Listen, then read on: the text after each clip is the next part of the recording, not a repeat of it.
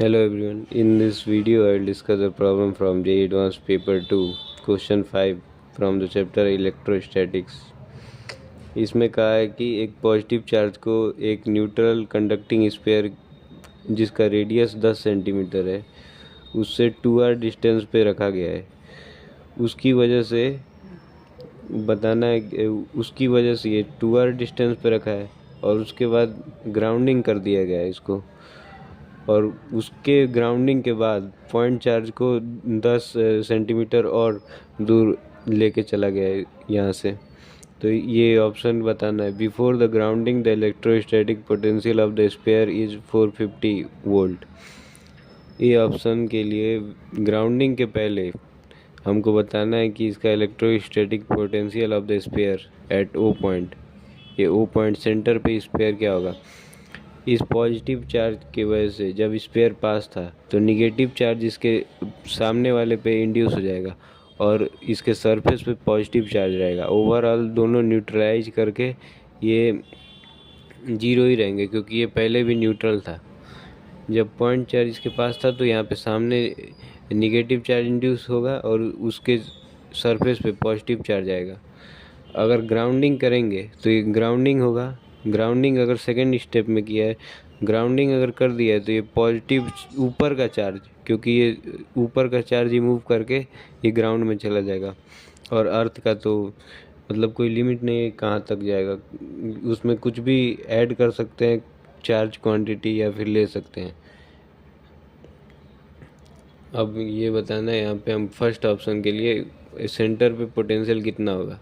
इसकी वजह से इन दोनों चार्ज की वजह से तो कट जाएगा यहाँ पे जीरो, के क्यू बाई 2r इसी की वजह से आएगा। 9 इंटू 10 की पावर 9 इंटू 10 की पावर -8, 2 इंटू 10 की पावर -1, ये 90 by 2 into 10 45, 450 volt. First option सही आ जाएगा। अब सेकेंड ऑप्शन कह रहा है charge flown from the sphere to ground because of grounding. अब ग्राउंडिंग की वजह से यहाँ पे चार्ज जो फ्लो होगा, अर्थिंग होगा, तो इस पे इसका ऊपर वाला चार्ज पूरा फ्लो होके ग्राउंड पे चला जाएगा। तो हमको ओवरऑल क्या करना है कि सेंटर का पोटेंशियल जीरो करना है। अब इसकी वजह से इस पे मान लो कि कोई चार्ज इसके सरफेस पे एक्स आ गया, के एक्स बाई आर और के क्यू बाई 2r, और इस दोनों को जीरो करेंगे, के से के ख़त्म, इससे ये, और x की वैल्यू यहाँ से आगे -क्यू बाई 2,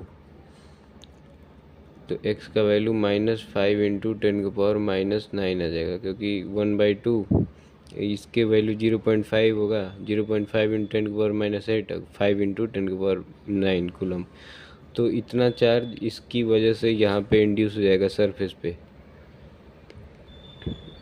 पे इंड्यूस हो जाएगा।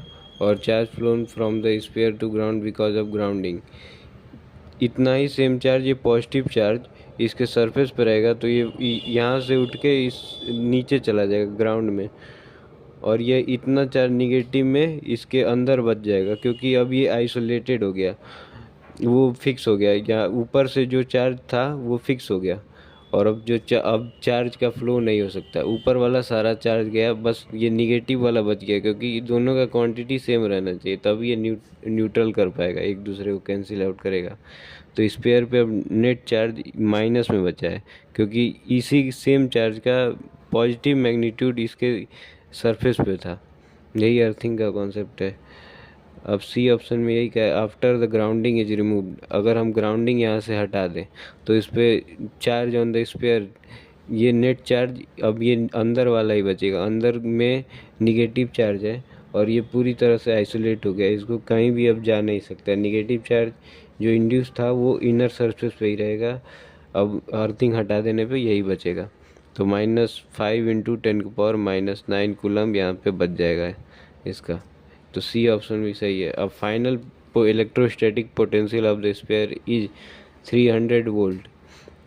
फाइनली होगा क्या कि इस पॉइंट चार्ज को 10 सेंटीमीटर से दूर और लेके गया है, चार्ज दूर लेके गया, स्फीयर पे चार्ज उतना ही रहेगा ये इतना ही बचेगा। तो डी ऑप्शन के लिए यहाँ पे करेंगे, यहाँ पे के एक्स बाई आर प्लस के क्यू बाई 3r, एक्स की जगह माइनस क्यू बाई 2 और 9 इंटू 10⁻9, एक्स के पहले ही वैल्यू लग देते हैं, -5 इंटू 10⁻9, आर की value 10⁻1 plus 9 into 10⁻9 into 10⁻8, 3 into 10⁻1, ये इससे ख़त्म, -45 ये ऊपर जाएगा, प्लस 90/3 इंटू 10 30, -450 प्लस 300 -150 वोल्ट इस पे बचेगा। इस final potential electrostatic potential sphere का 300 वोल्ट होगा। तो यही क्वेश्चन था। Thank you.